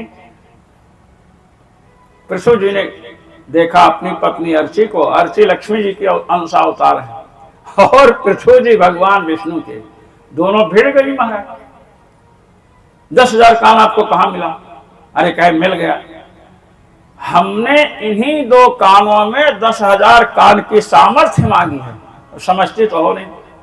अच्छा, लक्ष्मी जी से भगवान ने कहा कि मैंने 10,000 कानों से जो कथा सुन सकते हैं ना, वो 2 ही कान से। ये इसका तात्पर्य है, ये नहीं 10,000 कान तो काने कान हो गया। महाराज पृथु जी ने अपने पुत्रों को राजकाज संभलवा दिया और वन में गए, प्रजा को उपदेश दिया। महाराज पहले के राजा प्रजा को उपदेश दे रहे हैं कि मानव शरीर बार बार नहीं मिलता है, भगवान की असीम अनुकंपा होती है तो मानव शरीर मिलता है। इसलिए आप सब धर्म कर्म में लगे रहो, भगवान का भजन भी करो। महाराज जहां का राजा धार्मिक होगा वहां की प्रजा धार्मिक होगी। अपना जो संविधान है ना, संविधान में धर्म निरपेक्ष संविधान है अपना। तो धर्म निरपेक्ष का मतलब क्या होता है? धर्म से निरपेक्ष, न तो हिंदुओं के प्रति, न मुस्लिमों के प्रति, न सिखों, किसी भी धर्म के प्रति माने सापेक्ष नहीं रहेंगे। हो धर्म निरपेक्षता का अर्थ मुस्लिम तुष्टीकरण में आ गया, कहीं किसी में माने धर्म सापेक्ष बन गए। केवल हिंदुओं को आप देखिए, आपके मंदिर में महाराज बहुत सा पैसा आता है, उस पर टैक्स, अनेक प्रकार की वस्तुएं हैं, और बिजली बिल मंदिरों में बहुत अधिक है और मस्जिदों में बिजली बिल उतना नहीं है। ये सब निकलता रहता है कैसे ही से। तो अगर मंदिर में, तो मंदिर के भाई भारत के निवासी हैं और मंदिर में पहले से जा रहे हैं, अब मंदिर में बिजली बिल अधिक हो, मस्जिद में कम हो, तो ये क्या मतलब? तो बहुत सी बातें हैं जो हमें समझना चाहिए। जब इंदिरा जी थी तो नसबंदी वाला कार्यक्रम चला था। अरे बहुत से साधुओं की नसबंदी अयोध्या वालों को पकड़ कर दी, बहुत से हिंदुओं की नसबंदी हुई। अब मुस्लिम कितने नसबंदी कराए आप स्वयं समझिए। तो कहने का तात्पर्य यह है कि हमें अपने स्वरूप को, अपनी संस्कृति को समझनी होगी कि संस्कृति हमारी सभ्यता क्या है और हमारा स्वरूप क्या है। दूसरों के भी संस्कृति को समझनी चाहिए। और यदि हम धार्मिक हैं, आज मैं आपको बताऊं, एक ही पार्टी जो है धर्म के नाम पर चल रही है। अब आपको मैं बता रहा हूं, तो क्या धर्म उसी के जिम्मे है? नहीं, जितनी पार्टियां हैं सब धार्मिक है। अपने यहाँ जो सूकर खेत की बात बता रहा हूं आपको। सूकर खेत में गोस्वामी तुलसीदास जी के लिए जो है कुछ लफड़ा था जमीन का, लोग उपद्रव कर रहे थे। अखिलेश जी उस समय थे, हमारे गुरु भाई गए उनके पास, तो उन्होंने कहा देखो महाराज, जो भी गड़बड़ी है, जो भी विरोध करने वाले हैं, सब ठीक करवा दूंगा मैं, मेरा नाम नहीं आना चाहिए। उन्होंने यही बात कही, मेरा नाम नहीं आना चाहिए क्योंकि मेरी पार्टी के कुछ सिद्धांत हैं। अब इसका मतलब सभी पार्टियों में लोग धार्मिक हैं, हमारे कहने का मतलब यही है, किंतु सिद्धांत सबके अपने अलग अलग हैं। तो अब सिद्धांत को, अब इसीलिए सब मामला चौपट चल रहा है। यहां पर जो राजा है वो राजा सबको धर्म का उपदेश दे रहा है। राजा धर्म का उपदेश दे रहा है। और कौन राजा है? पृथु, जिन्होंने पृथ्वी को समतल बना करके लोगों के लिए नगरों को बसाया महाराज, इसलिए इनका नाम पृथु है, इसका नाम पृथ्वी है। तो हमारा, इनको आदिराज भी कहते हैं। आदिराज जो भारत का प्रथम राजा है वो क्या है? धार्मिक है।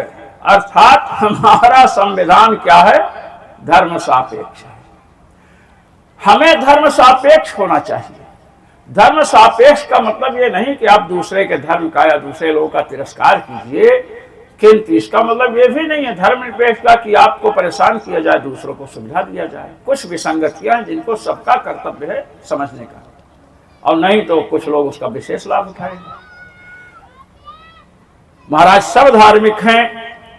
भगवान श्री राम दशरथ जी के यहाँ देखिए, दशरथ जी हमारे यहाँ के जो राजा, महाराणा प्रताप को लीजिए, महाराणा प्रताप तो सतयुग त्रेता द्वापर के नहीं है, महाराणा प्रताप क्षत्रिय हैं।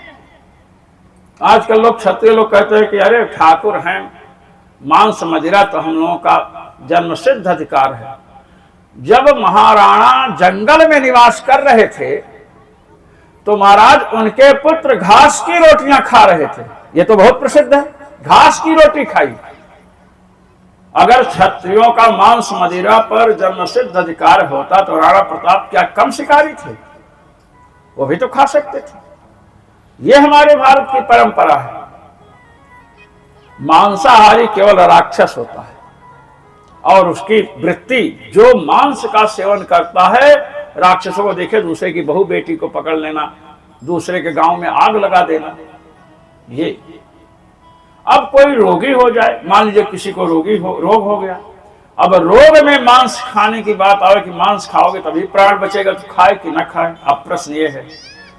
तो प्राण बचाने के लिए यदि मांस खाना पड़े तो मांस खाने में दोष नहीं मरे। उपनिषदों में एक चर्चा आई है।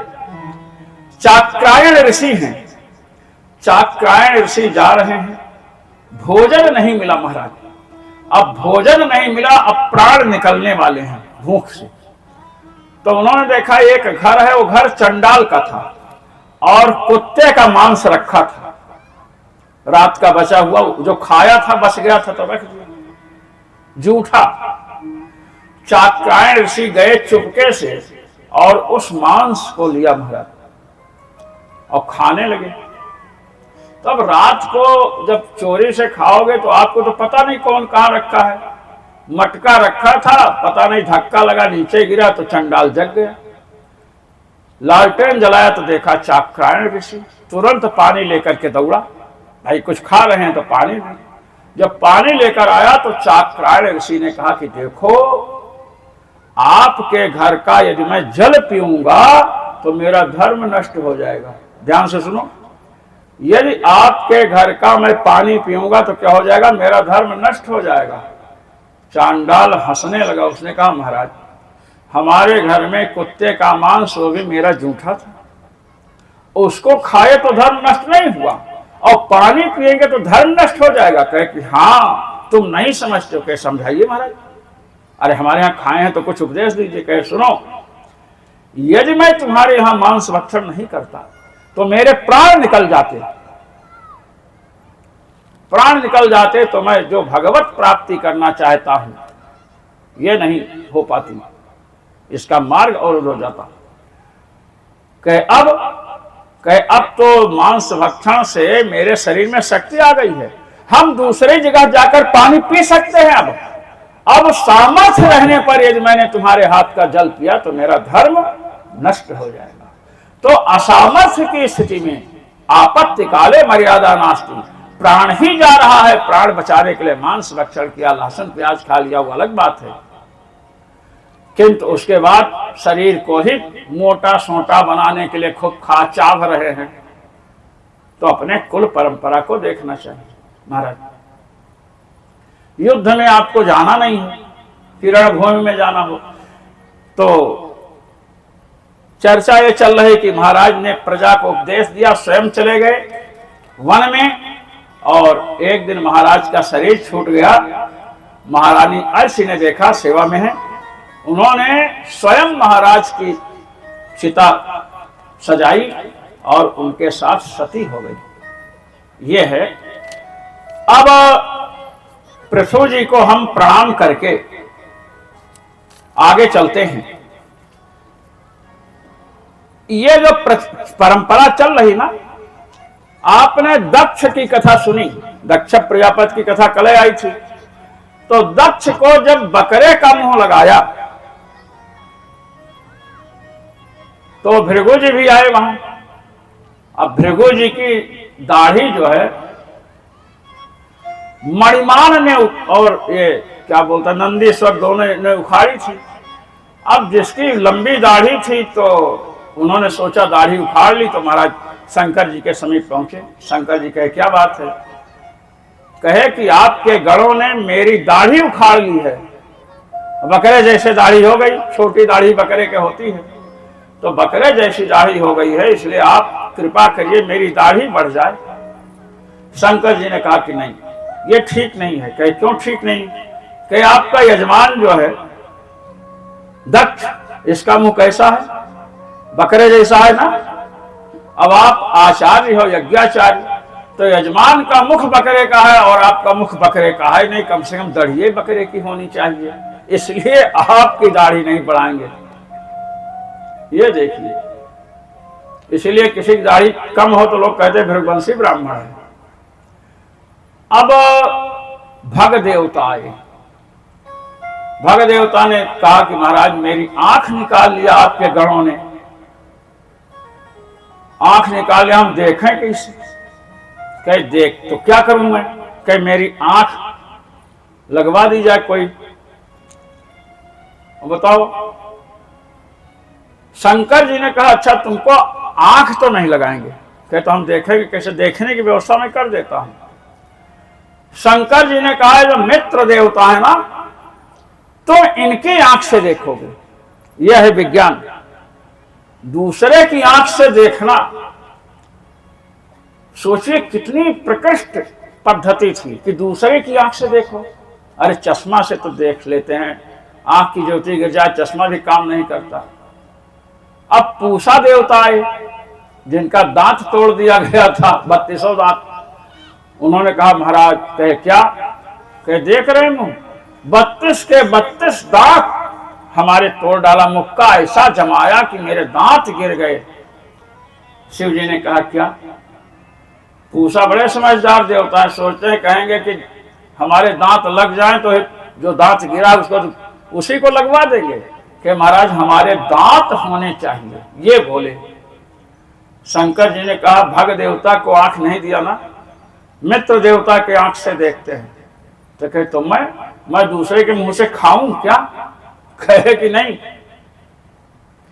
आपको ऐसी चीज मिलेगी जिसमें दांत की आवश्यकता ही नहीं रहेगी। कहे मतलब, कहे बिहार में लोग सत्तू पीते हैं, बिहारी लोग सत्तू बहुत, वहां का सत्तू बड़ा बढ़िया होता है, चने का बनाते हैं। पूषा प्रपिष्ट भागो अदंत को ही सह, ये वेद वाक्य है। पूषा प्रपिष्ट भागा, पूषा देवता को पीसा हुआ भाग दिया जाता है।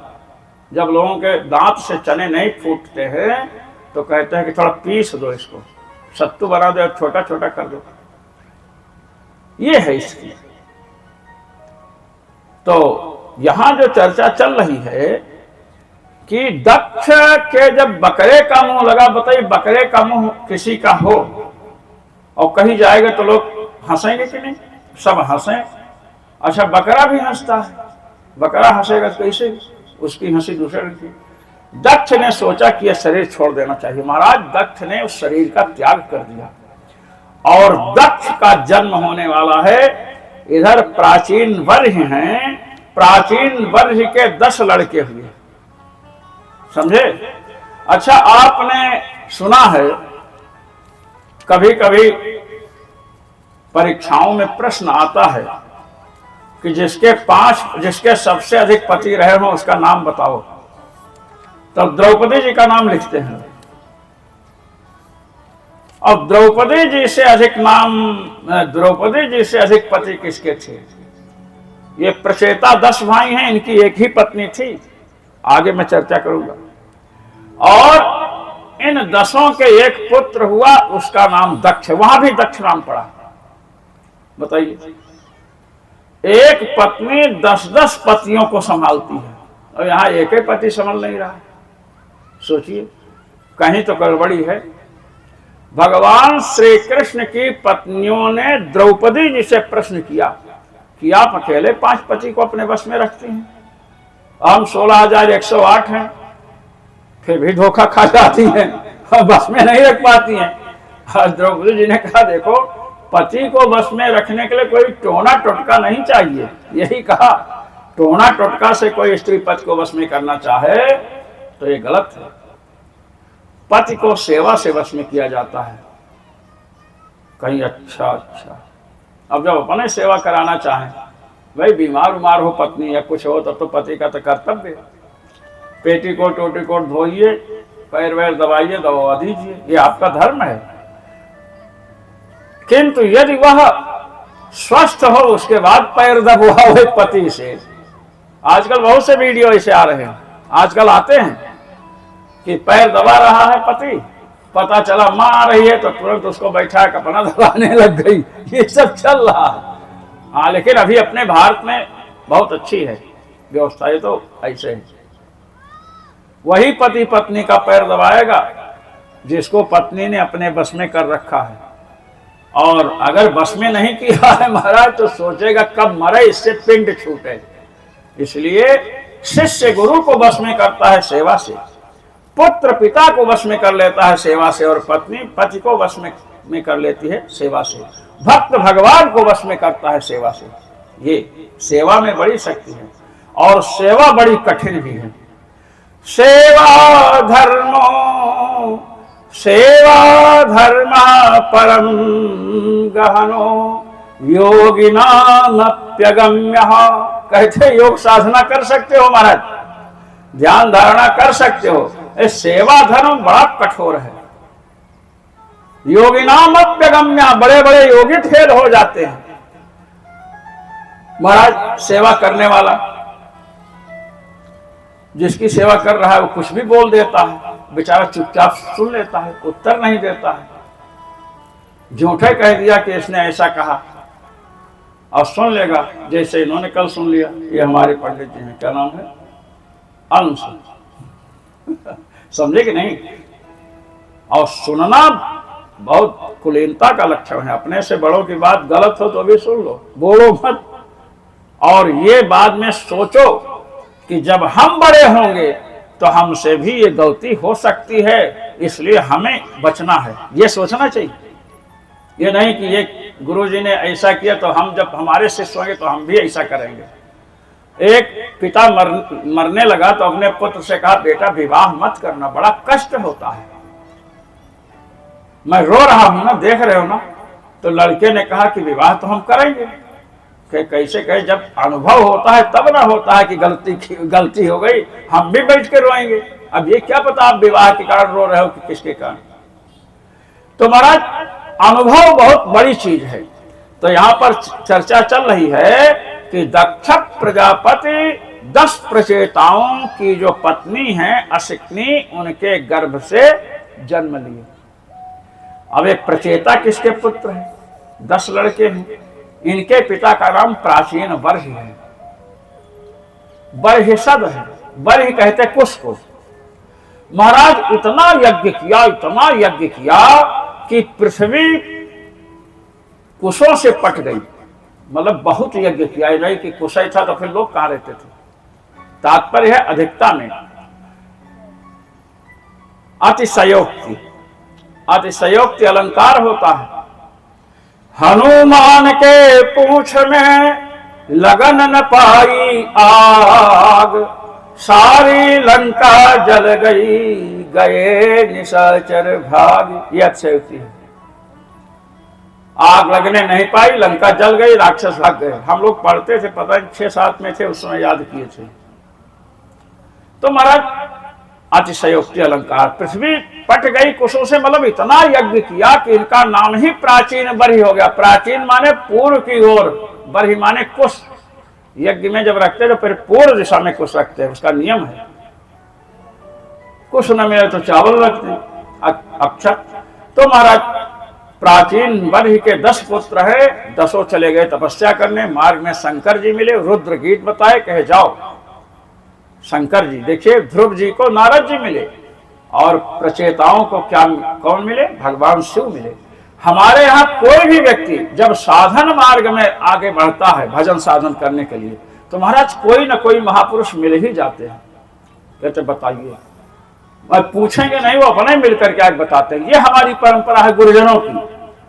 शंकर जी जगत गुरु हैं, देवर्षि नारद जी गुरु हैं।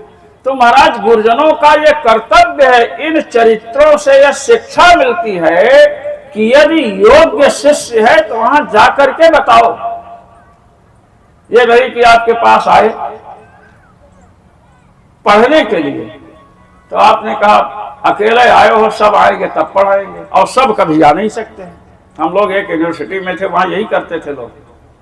ऐसा नहीं, एक भी आवे तो आप पढ़ाइए, आपकी विद्या सुरक्षित रहेगी, और सब तो आएंगे नहीं। तो महाराज भगवान शिव गए और उन्होंने रुद्र गीत का उपदेश दिया कि इससे भगवान की आराधना करना, और ये लोग गए तपस्या करने लगे। अब प्राचीन बर्हि अब भी यज्ञ कर रहे हैं। अब ध्रुव जी किसके शिष्य थे? नारद जी के शिष्य थे। तो गुरु लोग अपनी चलाही का विशेष ध्यान रखते हैं, चलाही बिगड़ तो नहीं रही। नारद जी ने कहा कि ध्रुव जैसे भक्त की परंपरा में इतना बड़ा यज्ञ करने वाला है तो भजन ही नहीं करता है। अब यज्ञ में क्या होता है? पशुओं का वध होता है महाराज। 300 पशु मारे जाते हैं अश्वमेधादि यज्ञ में। घोड़े को भी मारा जाता है। तो महाराज आए, प्राचीन बर्हि ने सुन रखा था कि नारद जी हमारी परंपरा के गुरु हैं, प्रणाम किया, बैठाया। कहे प्राचीन बर्हि ये बतलाओ, आत्मा परमात्मा के विषय में भी कुछ समझते हो? कहे नहीं महाराज। कहे तुमने इतना यज्ञ किया है, जिन जिन पशुओं को मारे हो सब तुमको मारने के लिए बैठे हैं। प्राचीन बर्हि ने कहा कैसे महाराज, हमको कैसे विश्वास हो? तो योग बल से दिखाया कि महाराज उसमें घोड़ा हिनहिना रहा है, कहीं कोई पशु चोंच फैलाए हुए, बकरे। प्राचीन बर्हि ने कहा ये तो स्वर्ग जाने के पहले हमको खा डालेंगे। कहे कि हाँ। कहे तो अब क्या करना चाहिए? कि भजन, परमात्मा का चिंतन। आपने इतने यज्ञ किया, इतने बड़े बड़े यज्ञाचार्य आपके यहाँ आए, ब्राह्मण विद्वान, किसी ने परमात्मा के विषय में नहीं बताया, भजन करने के विषय में नहीं बताया, कहे किसी ने नहीं बताया, उनको पता ही नहीं रहा होगा। अरे क्या ऐसा मत कहो, विद्वान होंगे, तुम अधिकारी नहीं होगे। कहे कि मैं तुम्हें एक कथा सुनाता हूं। देवर्षि नारद ने कहा कि मैं तुम्हें कथा सुना रहा हूं। क्या सुनाओ महाराज?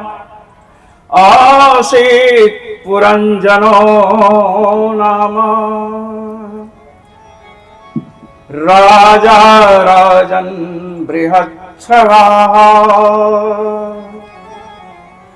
तस्या विज्ञात नामासीत् सखा विज्ञात चेष्टितः। यह इसे पुरंजनोपाख्यान कहते हैं। इसको बड़े ध्यान से सुनिए, नहीं तो निकल जाएगा सिर के ऊपर से। नारद जी कहते हैं पुरंजन नाम का एक राजा था महाराज, पुरंजन नाम था। और उसका पुरंजन एक व्यक्ति था, राजा तो बाद में बनेगा। उसका एक मित्र था जिसका नाम था अभिज्ञात। दोनों मित्र थे। तो पुरंजन ने कहा कि हम जो है चाहते हैं बड़े भारी राजा बन जाए, तो कहीं नगरी मिले तो राज्य करे। अब वो हिमालय के इधर आया। हिमालय के इधर आया, हिमालय के इधर क्या है? भारतवर्ष है। तो उसने एक नगरी देखा, ध्यान से सुनिए, नगरी। और उस नगरी में महाराज 9 द्वार हैं, 9 दरवाजे हैं नगरी में घुसने के, निकलने के। और उस नगरी की रक्षा 5 सिर वाला, 5 फन वाला एक सर्प कर रहा। नाग, नाग और सर्प में भेद है। एक सिर वाले को सर्प कहते हैं और अनेक सिर वालों को नाग कहते हैं। भगवान ने गीता में जब विभूति योग की गणना हुई, सर्पाणामस्मि वासुकिः, सर्पों में मैं वासुकी हूं, भगवान कह रहे हैं। अनंतस्यास्मि नागानाम, और नागों में अनंत शेष नाग हूं।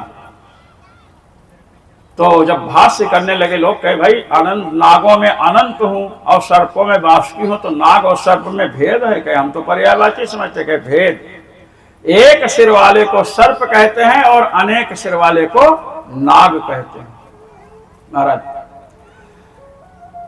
तो 5 फन वाला नाग उस नगरी की रक्षा कर रहा है।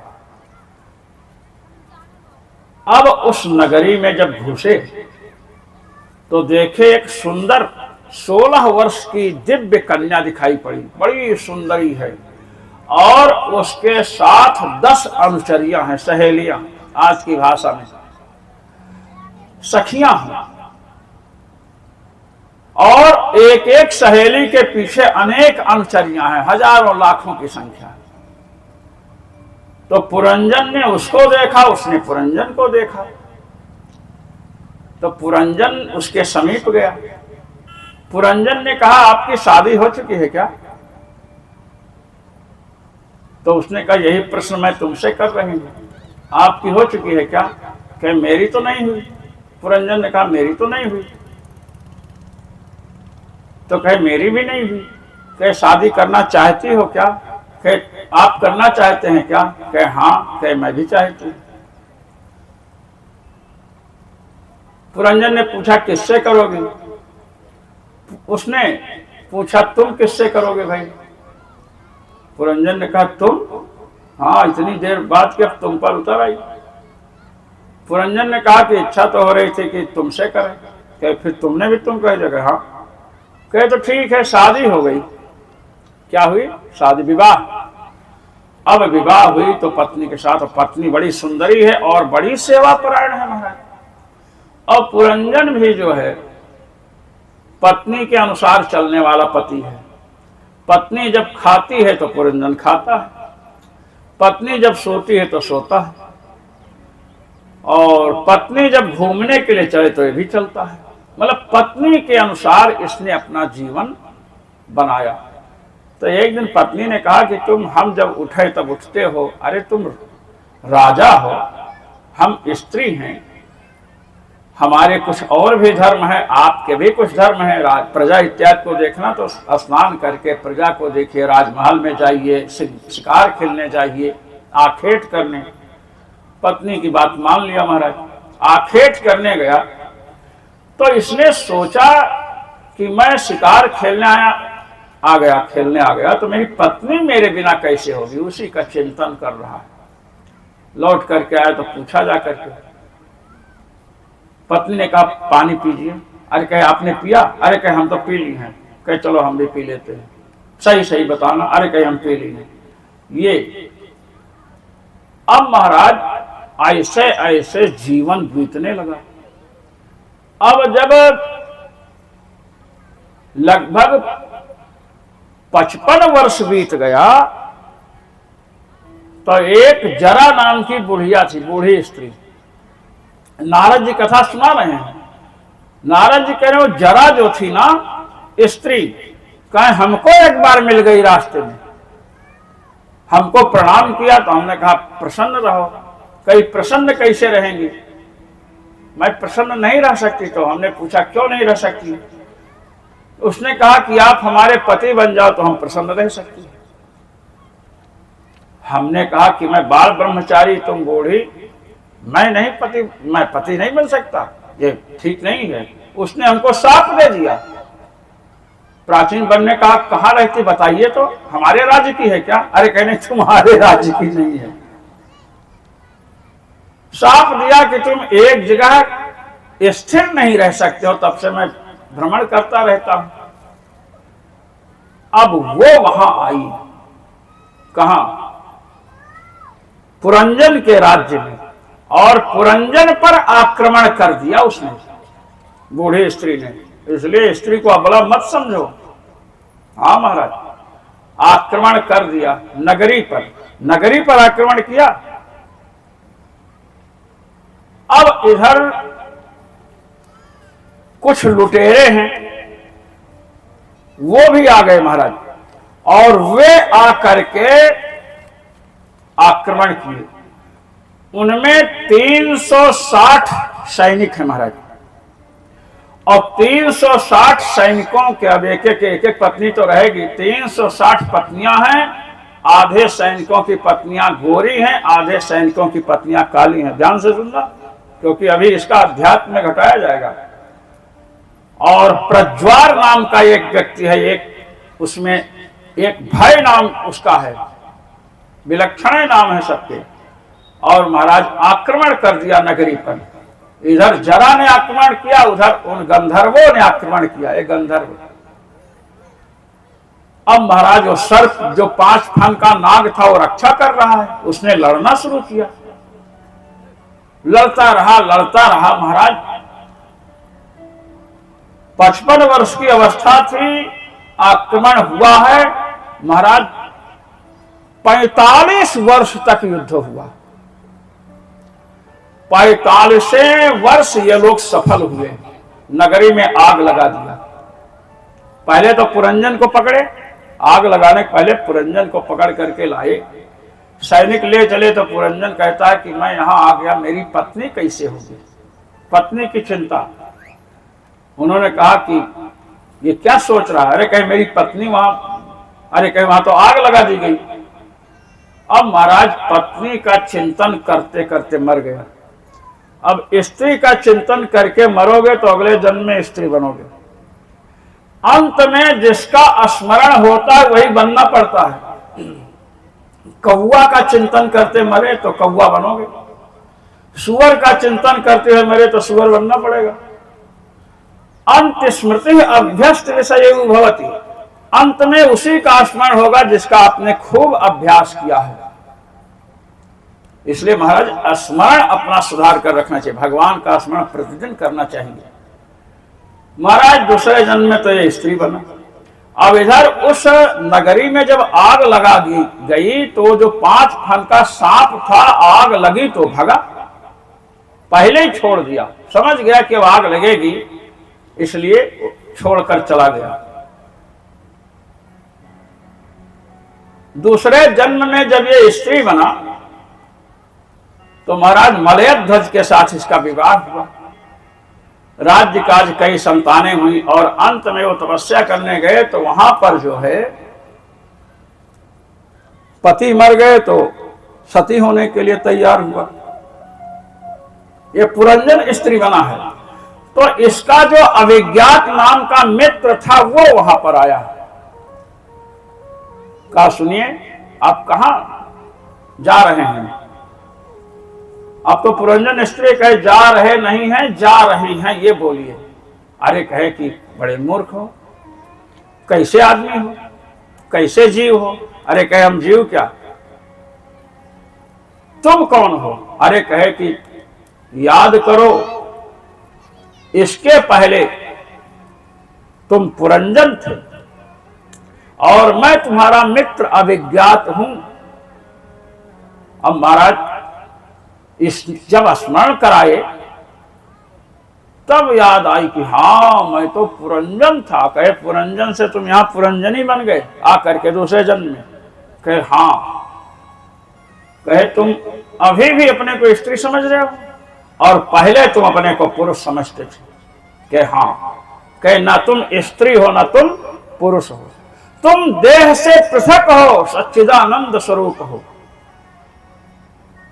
तब उसको बोध हुआ कि मैं शरीर नहीं हूं और वो मुक्त हो गया। नारद जी महाराज प्राचीन वर्ग को ये पुरंजनोपाख्यान सुना रहे हैं। कहते समझे कुछ? कहे हम तो नहीं समझे। कहे इसीलिए तुम्हें आचार्यों ने उपदेश नहीं किया, अब हम समझा रहे हैं।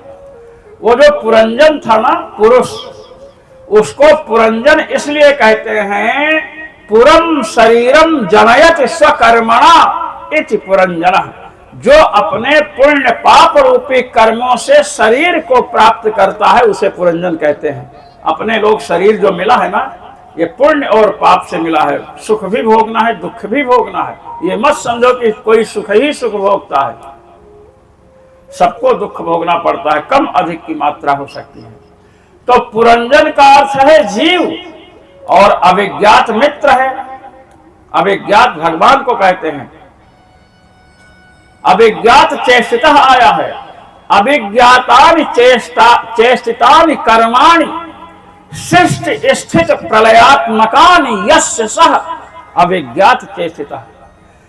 जिसकी चेष्टाएं, भगवान की क्या चेष्टा है? सृष्टि करना एक चेष्टा, सृष्टि का पालन करना दूसरी। लोग कहते हैं ना चेष्टा तो करो, प्रयास। भगवान का प्रयास क्या होता है? सृष्टि का प्रयास, पालन का प्रयास और महाराज संहार का प्रयास, संकल्पात्मक। तो अभिज्ञात किसका नाम है? भगवान का नाम है। अब जो जीव है, जीव का नाम पुरंजन है।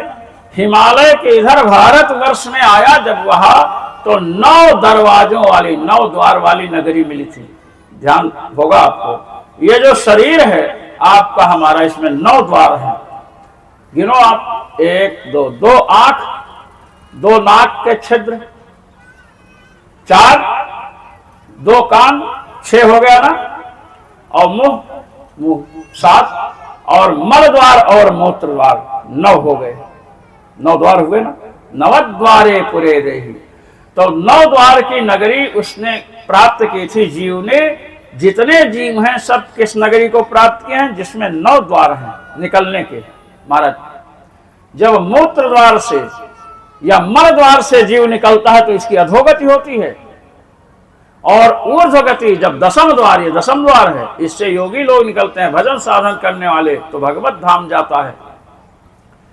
9 द्वार वाला जो शरीर है ये प्राप्त किया जीव ने। और उस नगरी में एक स्त्री मिली थी ना, ये बुद्धि ही स्त्री है। जीव की स्त्री का नाम, जीव की स्त्री कौन है? जीव की पत्नी क्या है? बुद्धि। इस शरीर में बुद्धि, बुद्धि से विवाह करता, बुद्धि को अपनी पत्नी समझता है। और बुद्धि के साथ 10 सहेलियां थी, 5 कर्मेंद्रिय, 5 ज्ञानेंद्रिय, ये 10 बुद्धि के साथ लगे हैं। बुद्धि से सोच करके चलते फिरते हैं, बुद्धि से सोच करके देखते हैं, सुनते हैं। कोई सुनना है, सुनने लायक है तो सुनते हैं, नहीं सुनने लायक तो नहीं सुनते हैं। और उसके अनेक अनुचरे जो 10 थे।